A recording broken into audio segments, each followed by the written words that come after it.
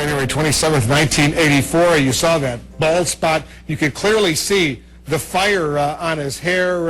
It was a very, very sad moment. I've never seen that video before, but give us some context, Jim, because you've covered this story for a long time. I actually covered that story. I was a local Los Angeles TV reporter at the time. Michael Jackson and his brothers were shooting a Pepsi commercial. This, I believe, was on the 6th take of that commercial, and there were pyrotechnics. They went off too early when he was still at the top of the stairs.